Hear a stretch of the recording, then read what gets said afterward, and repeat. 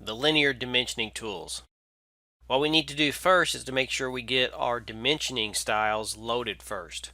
So underneath the MoDOT CAD Detailing Standards workflow, we'll go to Design, General Annotation, and we'll select the style of dimensioning that we want to place. And for this example here, we're going to use Dimension Small Decimal. Now by default, it's going to bring up the Element Dimensioning tool. But maybe we want to use some other dimensioning tool other than Element Dimensioning. Of course, it loads up the correct attributes for dimensioning, but we want to use a different style of dimensioning. So if I go back to my workflow and I go back to Drawing, underneath the Annotate ribbon, this is where you'd have your dimensioning options. And by default, it's set to Dimension Element. But if we want to use some other option like Dimension Linear or Dimension Angular or Dimension Radial or whichever option that we want to use, this is where we could come in here and select that particular dimensioning. So if I select the one that says Dimension Linear, you'll basically have pretty much the same options like what you had underneath the element dimensioning for like your alignment. You can change those to whichever option that you want. We're not going to go over those again because we already went over those. And the same thing for location. You have some different options depending on how you want to locate it. Same thing for your down arrow. You have some different options of how that dimensioning will be placed depending on which option that you have check marked on or check marked off. So just kind of keep that in mind whenever you're placing your dimensions. Now, if we use the very first one right here that says Dimension Size, first thing that's going to do is say select the start of dimensioning. So I'll select my start of my dimension. Then it's going to say select your next point, which I will use this point right here as my next point for my dimension. And then where do I want to place it at? And I'll simply just left click to place it. And now you'll notice that it's going to keep wanting to go to the next dimension or to the next spot.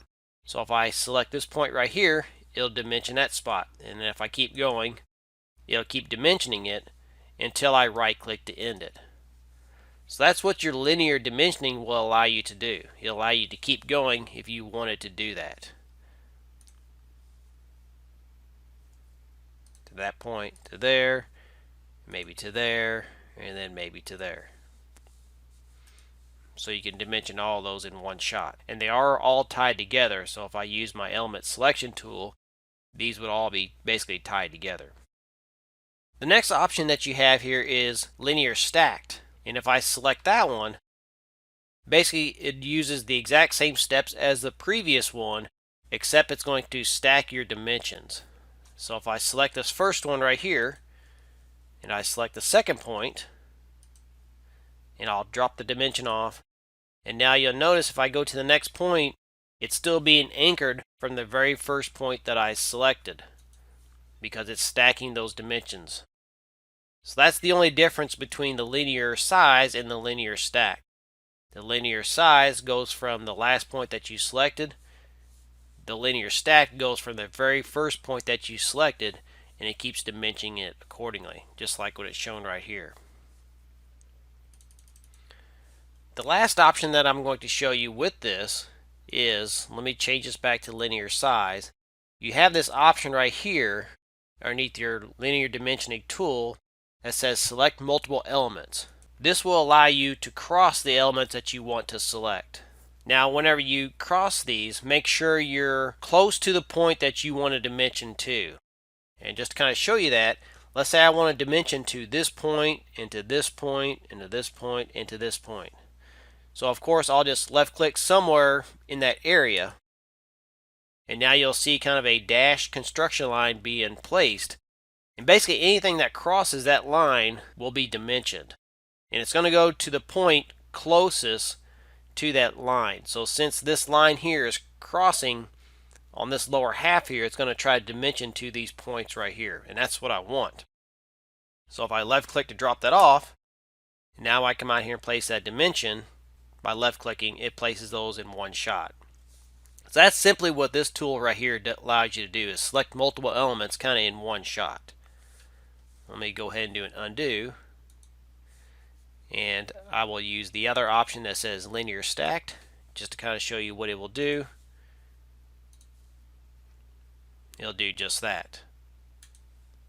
So I'll do an undo, and I'll bring it back to the first option right here that says linear size. I'll use the select multiple elements.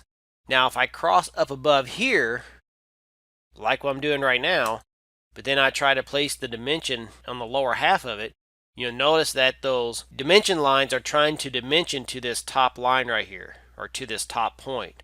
And that's because whenever I went through here and I used that select multiple elements, I crossed it closer to this point versus this point. So that's what you have to kind of keep in mind if you're using that select multiple elements. Make sure you select it close to the point that you want to dimension to.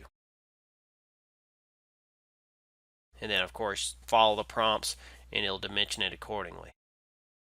So that's basically using the linear size, the linear stacked, and the multiple elements inside of your linear dimensioning tools.